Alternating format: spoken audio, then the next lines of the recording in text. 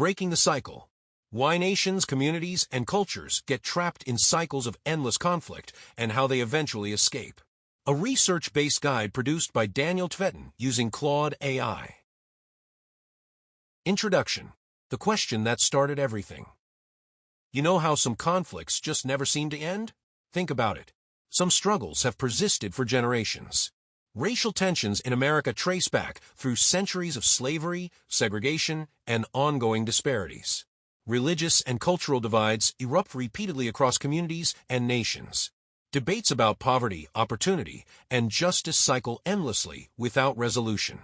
The conflict between Israelis and Palestinians has defied solution for over 75 years, leaving both peoples trapped in cycles of violence and fear. And here's the frustrating thing. It's not like people haven't tried to solve these conflicts. Brilliant negotiators have spent careers on them. Billions of dollars have been invested. Peace talks, summits, legislation, dialogue programs. And yet it feels so difficult to make progress. So what's going on? Why are some conflicts so incredibly hard to resolve? That's the question we set out to answer. And what we discovered is that these conflicts work differently than normal disagreements.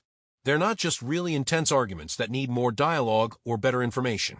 They're actually self-perpetuating systems like whirlpools that pull everything back into the conflict, even when people genuinely want peace. Think of a hurricane. You can't understand a hurricane by looking at individual raindrops, or a single gust of wind, or one wave crashing on the shore. A hurricane is a self-perpetuating system. Atmospheric pressure, ocean temperature, wind patterns, even the rotation of the Earth all interact to create something that sustains itself and grows. The same is true for these conflicts. A single incident of violence, a controversial statement, a protest, a policy. These are like raindrops in a hurricane. They matter, but you can't understand why the storm keeps raging by analyzing them in isolation. You have to understand the system. But here's the hopeful part. Once you understand how these systems work, you can see where to intervene. History shows us that conflicts just as entrenched as today's have been transformed, not through wishful thinking, but through understanding the mechanics of conflict and applying strategic pressure at the right points. This book will give you that understanding. You'll learn the 5 feedback loops that keep conflicts alive, why some well-intentioned interventions backfire, what conditions actually enable transformation, and what you can do, whether you're a concerned citizen, a community leader, a policymaker, or someone caught in the middle of one of these conflicts, to help break the cycle. Let me walk you through what we learned. Part 1. The core insight. Why normal solutions don't work. Here's the key thing to understand. Most people assume that conflicts persist because people are irrational, evil, or just don't have the right information. So we try to fix conflicts by giving people more facts, having them talk to each other, or appealing to their better nature. But here's what the research shows.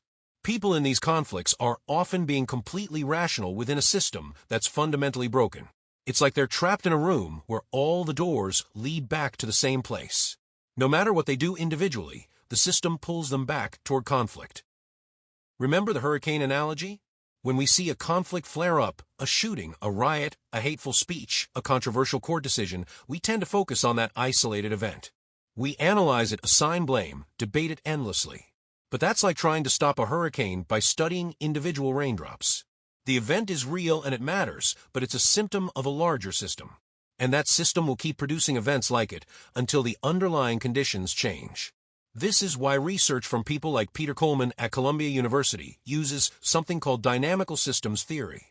They're treating these conflicts like meteorologists treat weather patterns or biologists treat ecosystems as complex systems with feedback loops that keep the system stable, even when that stability is destructive.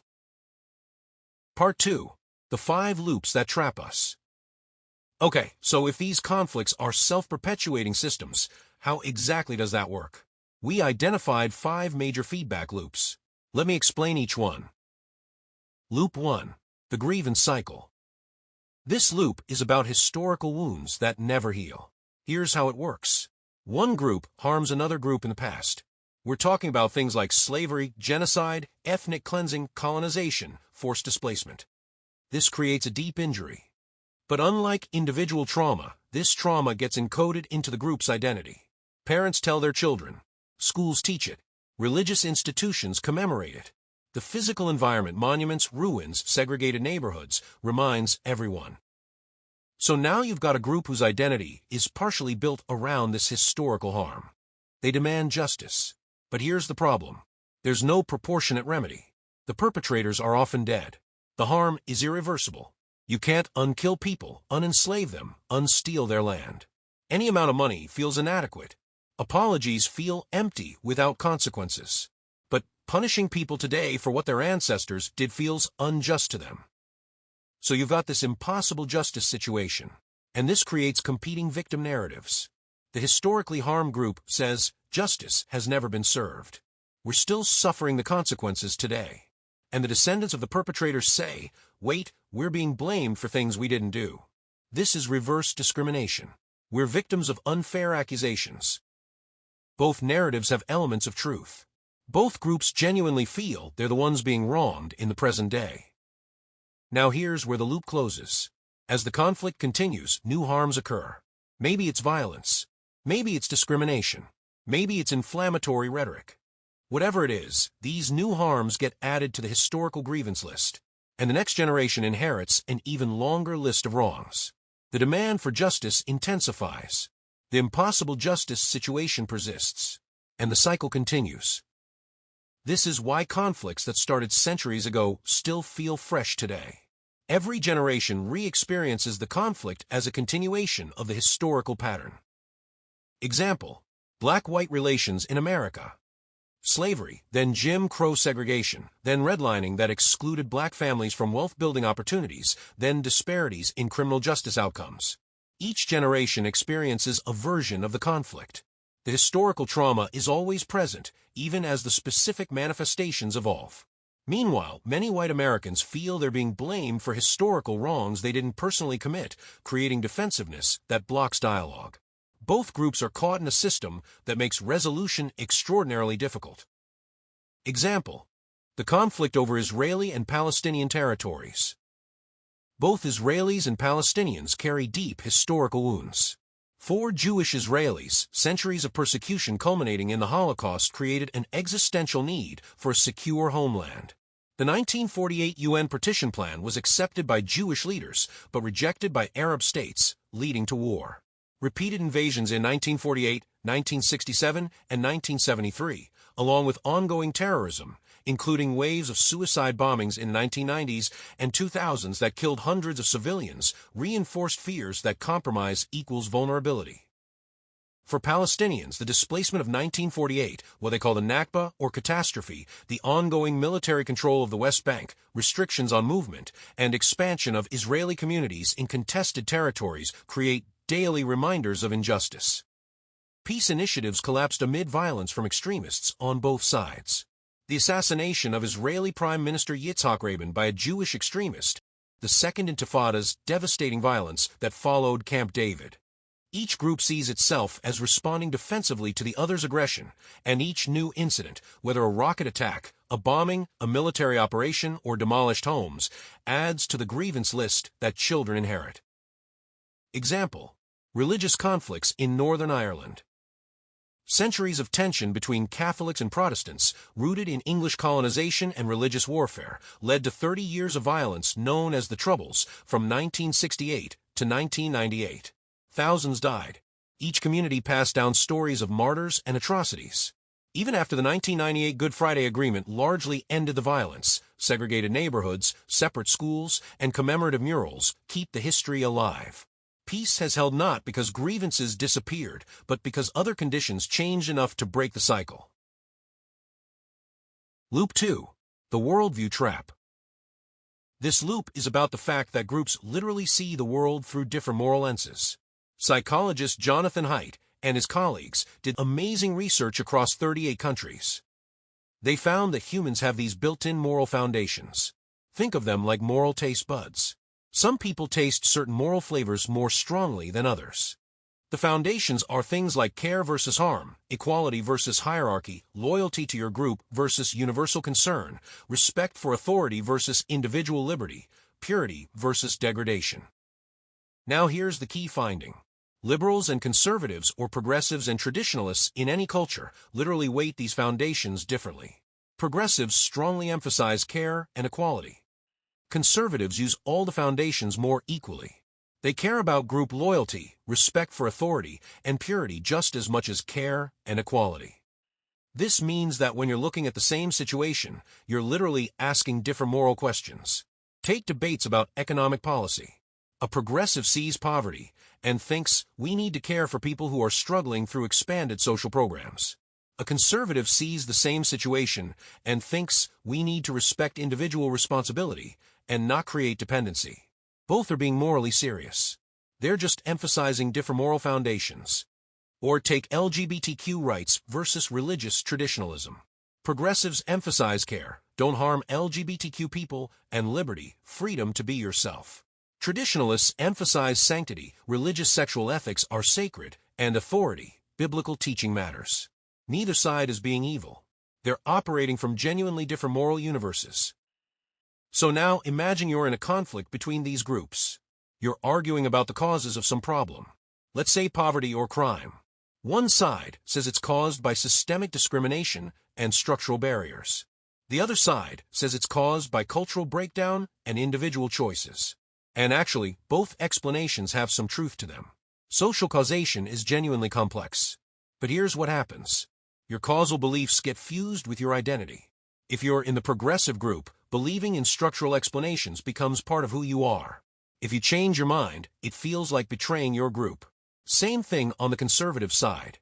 Believing in individual responsibility becomes identity.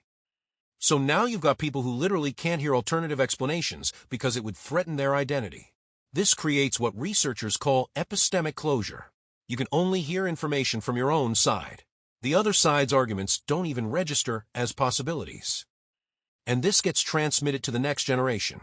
Kids inherit not just the facts, but the entire moral framework for interpreting facts. The worldview perpetuates itself. Example: the American culture wars. In the 1970s through 1990s, battles over abortion, school prayer, and family values created deep rifts. People sorted themselves not just by policy preference, but by entire worldviews. By the 2000s through 2020s, this extended to debates about climate change, healthcare, education, and more. Importantly, research shows that people on both sides overestimate how extreme the other side is. A phenomenon called false polarization. Democrats think Republicans are more conservative than they actually are, and vice versa. Most Americans are actually more moderate than media coverage suggests. The worldview trap isn't just about disagreement. It's about seeing caricatures instead of real people. Example: debates about homelessness.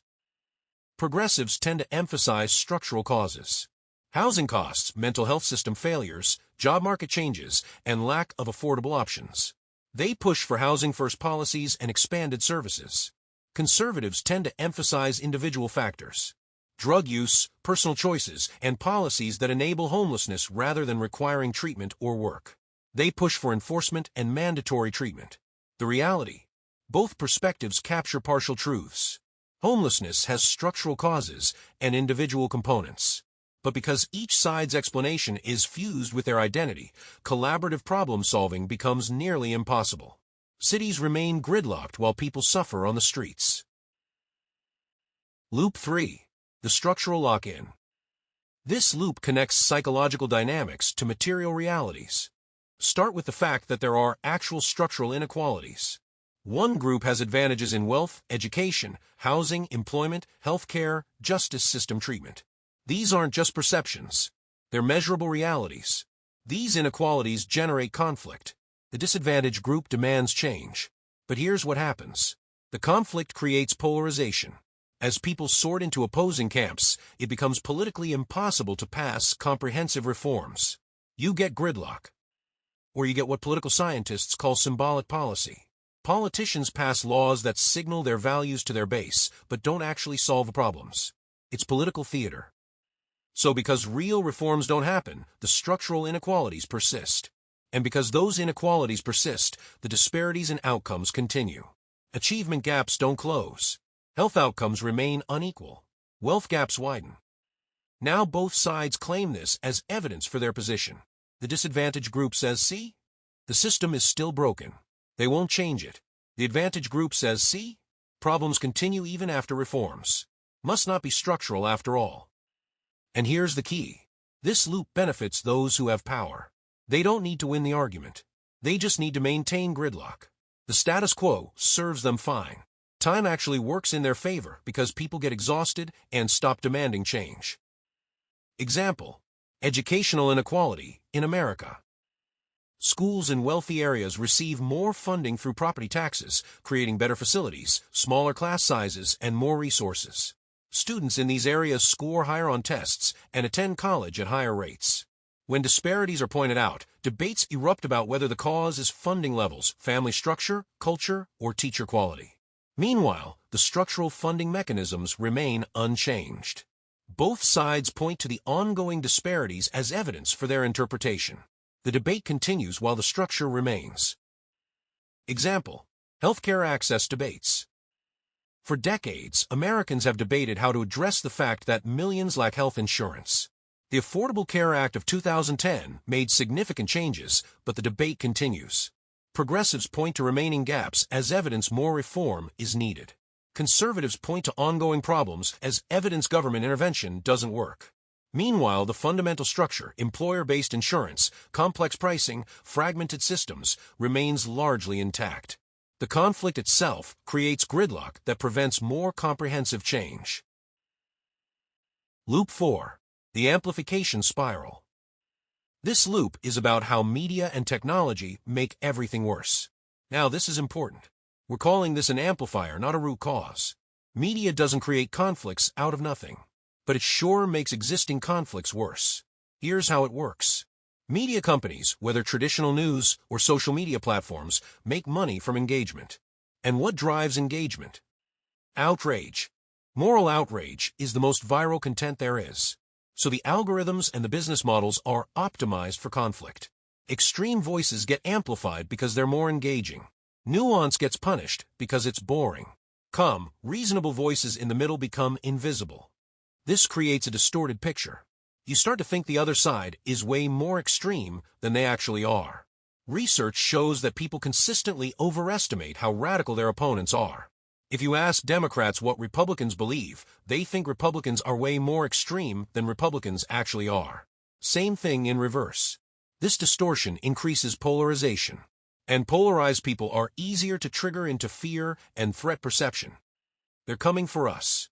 This is an existential threat. We're under attack. Fear and threat perception enable dehumanization. Once you see the other group as fundamentally evil or less than human, extreme actions become thinkable. And of course, dramatic conflict is news. So the media covers it extensively, which creates more outrage, which gets amplified, which increases polarization, and the cycle continues. Example: cable news and political polarization. In the 1980s, the introduction of 24-hour cable news created a need for constant content. Networks discovered that partisan commentary attracted loyal audiences. By the 2000s through 2010s, Fox News and MSNBC served largely non-overlapping audiences with different versions of reality. Social media in the 2010s through 2020s accelerated this. Algorithms learned that angry content keeps people scrolling. Studies show that exposure to opposing views on social media often increases polarization rather than reducing it because the views are presented in outrage-inducing formats. Example: viral misinformation in various conflicts. In Myanmar, social media algorithms amplified hate speech against Rohingya Muslims, contributing to violence. In India, WhatsApp rumors have sparked mob violence. In the United States, conspiracy theories about elections, vaccines, and various groups spread rapidly online. The key point: these platforms didn't invent the underlying prejudices, but they gave them unprecedented amplification and coordination capacity. Before social media, it took significant effort to organize mass action around extreme views. Now it can happen in hours. Loop 5. The elite mobilization cycle. This loop is about the uncomfortable truth that some people benefit from conflict. Again, let me be clear. We're calling this an amplifier, not a root cause. Most conflicts have genuine grievances at their core. But once a conflict exists, it creates opportunities for people to exploit it for their own gain. Politicians can mobilize voters by activating identity conflicts. The other side is a threat to our way of life. This is about protecting our people. We're under attack. This gets people to the polls. It generates donations. It builds loyalty. Activists can build followings and secure funding by keeping their base mobilized and angry. If you solve the problem, you lose the issue that defines your organization. Media personalities build audiences by giving their side what it wants to hear. Confirmation bias is profitable. Business interests profit from some conflicts. Industries built around managing certain problems have stakeholders who benefit from the status quo. Now, here's the uncomfortable part. These conflict entrepreneurs often genuinely believe in their cause. They're not cynically manipulating people. They've convinced themselves that what's good for them is good for their group. But nonetheless, they have personal incentives to maintain the conflict. This creates in-group policing. If you're a moderate voice trying to bridge divides, you get attacked by your own side. You're betraying us. You're naive. You're being used. The extremes on both sides have more in common with each other than with their own moderates. They both benefit from continued conflict. Example: American political fundraising. Both parties have discovered that the most effective fundraising appeals emphasize existential threats from the other side. If we don't stop them, everything we value will be destroyed. This generates millions in donations. Solving problems cooperatively doesn't generate the same urgency or money. Note, this doesn't mean politicians are insincere about their beliefs, but the incentive structure shapes behavior. Example: the Israeli-Palestinian conflict leadership dynamics. Leaders on both sides have built careers around the conflict. Israeli hardliners can point to genuine security threats, rocket attacks, terrorism, hostile neighbors, to argue that compromise is too risky. They benefit politically from emphasizing these threats. Hamas and other militant groups benefit from the occupation. It justifies their existence and allows them to position themselves as resistance. They can point to genuine grievances, military operations, restrictions, land disputes to maintain support. Moderates on both sides who've tried to make peace have been politically marginalized or assassinated. Yitzhak Rabin by a Jewish extremist, Anwar Sadat by Islamist extremists after his peace with Israel. The system punishes peacemakers and rewards those who maintain conflict, even though surveys consistently show both populations want peace. Counterexample: the Northern Ireland peace process. What's instructive here is that peace succeeded partly because leaders emerged who could overcome these incentives. Gerry Adams and Martin McGuinness of Sinn Féin, despite their militant backgrounds, chose to pursue political solutions. David Trimble of the Ulster Unionist Party took enormous political risks to support the Good Friday Agreement. All faced fierce criticism from hardliners in their own communities. Some smaller parties that rejected compromise became politically marginal. The lesson: conflict entrepreneurs can be overcome, but it requires exceptional leadership, external pressure, and changed circumstances that make the cost of conflict unbearable. Part 3. The metafactor that changes everything. Now, all 5 of those loops are important, but there's something that affects all of them: power asymmetry. This is the biggest thing people miss when they try to resolve conflicts. They assume both sides are roughly equal in power, but that's almost never true. In most identity-based conflicts, one group controls more of the levers of power.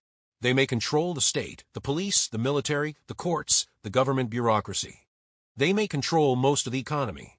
They may control dominant media narratives. They may control the educational curriculum. The other group is trying to get rights, recognition, resources, or justice from people who can often say no and use institutional power to maintain that no. This changes everything about how the conflict works. When power asymmetry is high, contact interventions don't work. You can't have equal status contact when one group controls state institutions. Any interaction reflects that power imbalance. When power asymmetry is high, dialogue doesn't work. The more powerful group doesn't need to negotiate. They can just wait you out. When power asymmetry is high, the grievance cycle intensifies, because new harms keep happening, and the powerful group faces fewer consequences. Power asymmetry is like a volume knob on all 5 loops. Turn it up, and every loop gets more intense. Turn it down, and suddenly interventions that failed before start working. Example: apartheid South Africa. Black South Africans were 80% of the population, but had basically no political power. They couldn't vote. They couldn't move freely. The state was explicitly designed to maintain white supremacy. In that situation, no amount of dialogue or contact programs was going to solve the conflict. The power imbalance was too extreme. What changed? Several things, but a big one was international pressure. Sanctions made the status quo economically unbearable. The cost of maintaining apartheid became higher than the cost of negotiation. The power balance shifted enough that negotiation became possible. But notice, even today, 30 years after apartheid ended, South Africa still struggles. Why? Because political power shifted, but economic power largely didn't. White South Africans are 8% of the population, but control a hugely disproportionate share of wealth. So structural inequalities persist even with political equality. Example: the American Civil Rights Movement. In 1950s and 60s, Black Americans had minimal political power in southern states despite being a large portion of the population. Segregation was enforced by law. Voting was suppressed through literacy tests, poll taxes, and violence. What worked was a combination of organized mass action, boycotts, sit-ins, marches, federal intervention, Supreme Court decisions, federal troops, legislative change, the Civil Rights Act of 1964, the Voting Rights Act of 1965, and international pressure, Cold War concerns about America's image. These shifted power relations enough that change became possible. Counterexample: when power is more balanced. The conflict over same-sex marriage in America from the 1990s to 2015 shows what happens when power asymmetry is lower. Neither side had complete control of institutions. The conflict was fought through courts, legislatures, referenda, and cultural persuasion. Personal contact interventions did work. Research shows that knowing someone who is gay significantly predicted support for same-sex marriage. By 2015, the Supreme Court decision in Obergefell versus Hodges reflected a dramatic shift in public opinion. Part 4. The missing piece: material interests. Here's something else that often gets missed. Conflicts persist because some groups profit from them materially. This sounds cynical, but stay with me. Think about who benefits materially from various conflict configurations. In conflicts involving contested territories, there are often economic interests at stake. Control over land means control over resources, water rights, agricultural productivity, strategic positioning. Economic development in disputed areas creates stakeholders who benefit from maintaining control. In the United States, the criminal justice system generates substantial economic activity. Government-run facilities employ hundreds of thousands. Corrections officer unions lobby for policies that maintain incarceration levels. Towns in rural areas rely on prisons for jobs and tax revenue. Private companies provide services. There are material interests in maintaining high incarceration rates, even as many people also sincerely believe in tough-on-crime policies. Now again, I'm not saying people are purely motivated by economics. Cultural beliefs matter. Identities matter. Fear matters. But we can't ignore that some people and groups have concrete economic stakes in various outcomes. This explains something important. Why conflicts persist even when psychological reconciliation happens. You can get people to genuinely like each other, to see each other's humanity, to want peace. But if the material structures remain unchanged, tensions often continue. Example: Northern Ireland. Even after the Good Friday Agreement in 1998, economically deprived areas on both sides continued to have higher levels of tension. Areas that received economic investment and saw job creation were more supportive of the peace process. Example: school integration debates in America. Resistance to school integration wasn't just about prejudice. It was also about property values, tax bases, and access to resources. Wealthy suburbs benefit from keeping their school districts separate from poorer urban areas.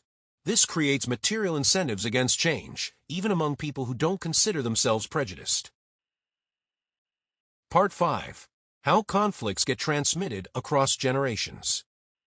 One of the mysteries is, why do conflicts that started centuries ago still feel fresh today? The answer is transmission mechanisms. Conflicts don't just automatically perpetuate. They have to be actively taught and maintained. Here's how. Family socialization. This is the most direct pathway. Parents tell children stories. Grandparents share direct experiences. Family rituals and code grievances. Emotions get transmitted. Fear, anger, pride, shame.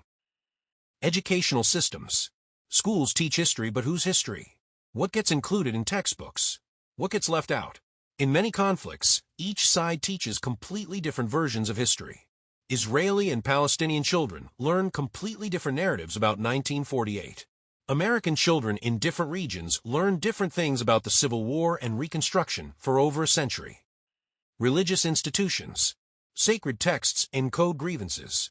Religious law perpetuates hierarchies. Clergy transmit narratives. Rituals reinforce group boundaries.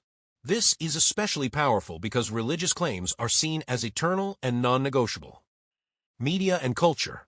Films, music, literature perpetuate narratives. Think about how American culture has portrayed various groups over time, or how different cultural productions portray historical events. These stories shape how children understand conflicts. Commemorative practices. Holidays mark traumas. Memorials make the past present. Annual rituals of remembrance. Which events get commemorated says everything about which narratives dominate. Physical environment. This is subtle but powerful. Ruins and monuments. Segregated neighborhoods. Sacred sites. The physical environment itself teaches the conflict. Ongoing discrimination. Lived experience. But here's the crucial thing. It's not just what's taught. It's what's experienced. If children directly experience discrimination, bias, or unfair treatment, that confirms everything they've been told about the conflict. This is why some conflicts fade, and others don't. It depends on how strong these transmission mechanisms are. Example: Protestant-Catholic tensions in America. In the 1800s and early 1900s, anti-Catholic prejudice was intense in America. Catholics faced discrimination and suspicion. But transmission mechanisms weaken over time. Intermarriage increased. Vatican II made Catholicism seem less foreign. JFK's presidency broke the taboo. By today, Catholic-Protestant tensions are minimal. The transmission mechanisms were disrupted. Example: the decline of anti-German sentiment in America. During World War I and World War II, German Americans faced intense suspicion and discrimination. German-language newspapers were shut down. German words were renamed. Sauerkraut became Liberty cabbage. But after 1945, the transmission largely stopped. Germany became an ally. Intermarriage continued. Within a generation, German-American identity became unremarkable. The conflict faded because transmission mechanisms were cut. Part 6. When do conflicts actually end? Okay, so if these conflicts are self-perpetuating systems, when and how do they ever resolve? We identified 6 conditions that enable transformation. Not one of them is sufficient by itself, but when several come together, change becomes possible. Condition 1. Mutual hurting stalemate. This is when both sides realize they can't win, and the costs of continuing exceed the costs of compromise. Northern Ireland is a good example. After 30 years of violence, thousands dead, economy damaged, daily life disrupted, both sides reached a point of exhaustion. The IRA realized they couldn't bomb their way to united Ireland. The British realized they couldn't militarily defeat the IRA. Both sides were hurting, and neither could unilaterally impose their solution. That's when negotiation became possible. But notice, mutual hurting stalemate only works if both sides are hurting. If one side can comfortably maintain the status quo, there's no stalemate. Condition 2. External enforcement. When trust is low, you need a credible third party who can guarantee that both sides will keep their agreements. In Northern Ireland, the UK and Irish governments served as guarantors, along with EU institutions and American involvement. If one side violated the agreement, there would be consequences. Condition 3. Leadership change. Sometimes you need new leaders who aren't invested in the old positions. Think about South Africa. F.W. de Klerk was a new kind of Afrikaner leader. He recognized that apartheid was unsustainable. Nelson Mandela had spent 27 years in prison but emerged willing to negotiate rather than seek revenge. Both leaders could sell compromise to their bases in a way that previous leaders couldn't. Example: the end of the Cold War. Mikhail Gorbachev's emergence as Soviet leader in 1985 represented a generational change. Younger Soviet leaders recognized the economic unsustainability of the arms race.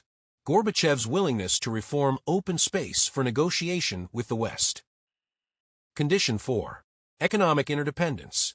When cooperation becomes economically valuable, suddenly there are material incentives for peace. European integration is a great example. After centuries of warfare, European countries became so economically intertwined that war became unthinkable. Germany and France fought 3 major wars between 1870 and 1945. But after creating the European Union, war between them is basically impossible. Not because people became morally better, but because the economic costs would be catastrophic. Condition 5. Generational shift. Sometimes you just need time for those who experience the worst atrocities to age out. There's a pattern researchers have noticed. The generation that directly experienced trauma often can't reconcile. Their children, the second generation, are often the most extreme because they inherited the anger without the complexity of direct experience. But the third generation sometimes has enough distance to see things differently. Example: same-sex marriage acceptance in America. Support for same-sex marriage increased dramatically from the 1990s to 2015, partly due to generational replacement. Each younger cohort was more accepting. This shows how generational shifts can happen within decades when cultural transmission weakens. Condition 6. Demographic change. When a population balance shifts, sometimes the dominant group loses the ability to unilaterally maintain control, which forces negotiation. This happened in South Africa. The white population was shrinking relative to the black population. The cost of maintaining apartheid kept rising. Eventually, the mathematics became unsustainable. Part 7. What actually works to resolve these conflicts? Okay, so now that we understand how these conflicts work, what can we actually do about them? Let me walk through the interventions that have evidence behind them, but also be honest about their limitations. Intervention 1. Contact between groups. The idea here, based on Gordon Allport's research from the 1950s, is that under the right conditions, bringing people from different groups together can reduce prejudice. The research is actually quite strong. A massive meta-analysis, combining 515 studies with over 250,000 participants from 38 countries, found that contact does typically reduce prejudice. But here are the conditions that need to be met for contact to work. Equal status in the interaction. Common goals that require cooperation. Actual cooperation, not just proximity. And support from authorities. When these conditions are met, contact works. Cross-group friendships are especially powerful. But those conditions are really hard to create in real-world conflicts with significant power asymmetry. Success story. Integrated workplaces and schools. Where genuine integration has occurred, not forced proximity, but actual mixed communities with equal status, prejudice does decline. This has been documented in military settings, integrated workplaces, and neighborhoods where people interact as equals. Intervention 2. Acknowledgement and repair. This is the idea of truth and reconciliation commissions, public apologies, reparations, ways of acknowledging historical harm and attempting some form of repair. South Africa's Truth and Reconciliation Commission is probably the most famous example. It allowed people to testify about apartheid-era crimes. Perpetrators could get amnesty in exchange for truth. It documented atrocities. It gave victims a voice. Did it work? Partially. It provided some psychological closure. It created a historical record. But economic inequality remained unchanged. Example: Japanese-American internment reparations. In 1988, the U.S. government formally apologized for the internment of Japanese Americans during World War II and provided $20,000 payments to surviving internees. The acknowledgement mattered deeply, even though no amount of money could compensate. It helped because it was accompanied by official recognition of wrongdoing. Intervention 3. Redistributing power. This is the hardest but potentially most important intervention. Actually changing who controls institutions, resources, and decision-making. Northern Ireland created a power-sharing executive where both communities had to be represented. It's been dysfunctional at times, but it's maintained peace. Post-apartheid South Africa shifted political power dramatically. Black South Africans got the vote. They could control the government. This was transformative, though economic power remained largely unchanged. The key lesson: power redistribution is essential when power asymmetry is high. but it's also the intervention that dominant groups resist most fiercely. Intervention 4. Focusing on shared concrete goals. This is the idea of bypassing the identity and causal debates to focus on specific, measurable problems both sides care about. Instead of, is the problem systemic racism or cultural breakdown? Try, how do we reduce violence by 40% in this neighborhood? The advantage is that people can work together on solutions without having to agree on causes. Example: community policing initiatives. Some cities have successfully brought together police and community members around the shared goal of reducing violence, without requiring agreement on whether systemic issues or individual choices cause crime. Intervention 5. Reforming information systems. This is about changing the incentives and design of media platforms to reduce the amplification of outrage. The evidence is emerging but not yet strong. Some studies show small effects from platform design changes. Deplatforming extreme voices does seem to reduce their reach. But platforms make money from engagement, and conflict drives engagement.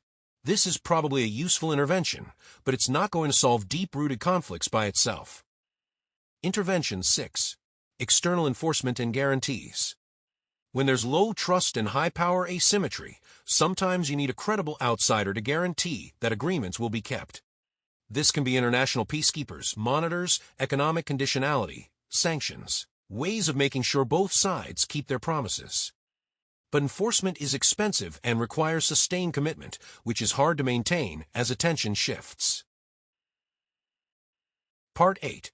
Putting it all together. How to actually use this framework. Alright, so we've covered the 5 loops, the power dynamics, the transmission mechanisms, the transformation conditions, and the interventions. How do you actually use all this? Step 1. Diagnose the specific conflict. Don't assume all conflicts are the same. You need to figure out which loops are most active in your particular case. Ask yourself, is historical trauma central? Do groups have fundamentally incompatible worldviews? Are there significant structural inequalities? Is media amplifying extreme voices? Are leaders benefiting from continued conflict? Usually, multiple loops are active, but identifying the strongest ones tells you where to focus. Next, assess the power asymmetry. Is it high, medium, or balanced? This affects which interventions will work. If power asymmetry is high, contact interventions won't work. You need power redistribution first. Step 2. Design a multi-level strategy. Here's the key. You need interventions at multiple levels simultaneously. At the individual level, contact programs, dialogue initiatives, prejudice reduction. At the community level, shared projects, integrated institutions, local reconciliation efforts. At the structural level, policy reforms, power-sharing arrangements, economic redistribution. At the cultural level, media reform, curriculum changes, new narratives. And at the elite level, electoral reforms, leadership incentives, reducing rewards for conflict entrepreneurship. One level alone won't work. You need comprehensive, coordinated strategy. Step 3. Set realistic timelines. This is really important. Identity-based conflicts with deep historical roots take generations to transform. Don't expect results in a few years. That will lead to premature abandonment of strategies that actually could work with more time. Think in terms of short-term, 1 to 5 years. Reduce violence, build pilot programs. Medium-term, 5 to 20 years. Implement major institutional reforms, see norm shifts in younger generation. Long-term, 20 to 50 plus years. See new shared identities emerge, historical grievances lose salience. Look at the actual cases. Northern Ireland's peace process is 26 years old and still ongoing. South Africa ended apartheid 30 years ago, and reconciliation is still a work in progress. These are generational struggles. Anyone promising quick fixes either doesn't understand what they're dealing with, or is being deliberately deceptive. Step 4. Prepare for backlash. Here's something people don't talk about enough. Progress creates backlash. When you start addressing these conflicts, you threaten people who benefit from the status quo. They will resist. They may even escalate tensions to derail efforts at change. History is full of examples. Yitzhak Rabin, the Israeli prime minister who pursued peace with Palestinians, was assassinated by an extremist from his own community. Martin Luther King Jr. was assassinated while fighting for civil rights. Backlash is part of the process. You need to protect reformers, build broad coalitions, and prepare for escalation. The fact that backlash happens doesn't mean you're doing it wrong. It might mean you're doing it right and threatening the system. Part 9. Why some conflicts transform and others don't. This framework helps us understand why some conflicts have moved toward resolution while others remain stuck. Let's compare two cases. Northern Ireland, which is largely transformed, and the Israeli-Palestinian conflict, which remains deeply stuck. Northern Ireland, the transformation case. What conditions came together? First, mutual hurting stalemate. After 30 years of violence, both sides were exhausted. Neither side could win militarily.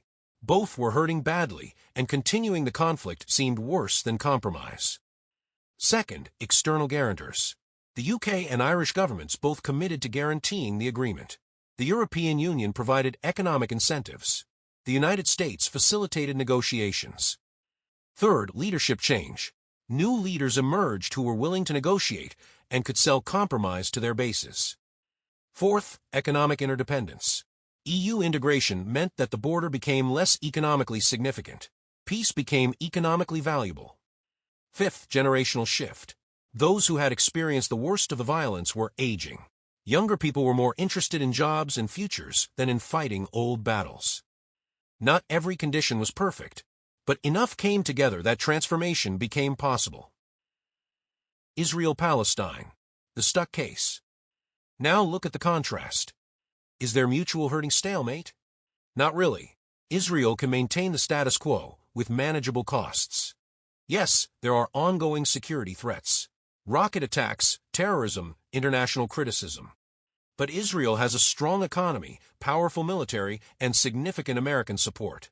Palestinians suffer more severely, but their suffering doesn't create leverage because they can't impose costs that exceed Israel's ability to absorb them. Are there external guarantors? No.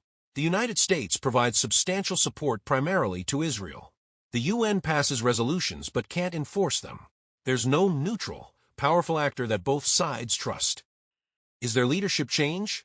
Increasingly the opposite. Leaders on both sides who might support compromise face political pressures. Israeli hardliners point to genuine security threats, terrorism, hostile neighbors, to argue that concessions mean vulnerability. Palestinian leadership is fractured between the Palestinian Authority and Hamas. Moderates have been marginalized or tragically assassinated. Is there economic interdependence? Limited and asymmetric. There's no mutual economic stake in cooperation. Is there a generational shift? Not really.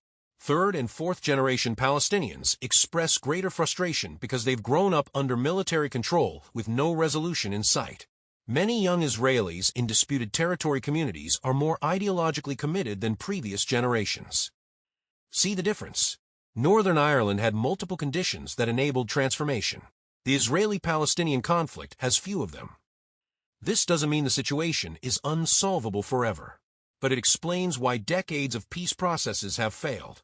The system conditions aren't right. Both sides have legitimate grievances and genuine security concerns. Israelis fear vulnerability based on historical persecution and ongoing threats. Palestinians experience daily realities of military control, but having legitimate concerns doesn't automatically create conditions for resolution.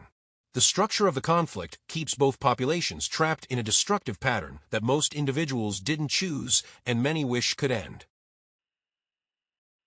Part 10. The Hard Truths. Let me be honest about some uncomfortable realities this framework reveals. Hard Truth 1. Information and dialogue aren't enough. Most people assume that if we just got people to talk to each other, if we just gave them the right information, conflicts would resolve. But that's not what the research shows. These conflicts persist not because people lack information, but because the system structure creates incentives to maintain conflict. Individuals can be rational while the system produces irrational outcomes. Dialogue is valuable, but only if other conditions are in place, particularly relatively balanced power and some readiness for transformation. Hard truth 2. Some people benefit from conflict. We'd like to think everyone wants peace. But that's not true. Some people have material interests in continued conflict. Some have career stakes. Some have psychological stakes. Their entire identity is built around being in opposition to the other side. This doesn't mean they're evil. Many genuinely believe they're fighting for their people. But their personal incentives align with continued conflict, not resolution. Hard truth 3. Power asymmetry is often invisible to those who have power. If you're in the dominant group, the status quo feels normal, natural, even fair. You don't see yourself as having special advantages. Any attempt to change things feels like unfair punishment. This is why dominant groups resist change so fiercely. They're not trying to maintain privilege in their minds. They're trying to preserve what's fair and normal. But from the subordinate group's perspective, every day involves experiencing that power imbalance. It's not theoretical. It's lived reality. Hard truth 4. Quick fixes don't exist. These conflicts took decades or centuries to develop. They're not solving in a few years. Anyone promising quick solutions is either naive or misleading you. Realistic timelines are generational. 20 to 50 years of sustained effort minimum. That's a hard sell in a world that wants instant results. But it's the truth. Hard truth 5. Progress isn't linear. You might make advances, then face setbacks. You might have years of peace, then renewed tension. Leadership might change in ways that undo progress. This is frustrating and demoralizing, but it's how complex systems work. They have tipping points, reversals, and long periods of apparent stasis followed by rapid change. Don't judge strategies by short-term setbacks. Judge them by long-term trajectories. Part 11. Reasons for hope.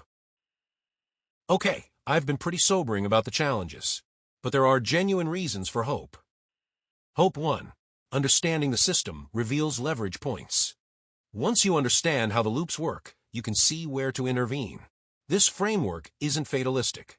It shows that change is possible, but it requires understanding the system and intervening strategically. Breaking any loop weakens the overall system. Addressing power asymmetry changes everything. Creating transformation conditions opens possibilities. Hope 2. Many conflicts have transformed. People thought apartheid in South Africa would last forever. It didn't.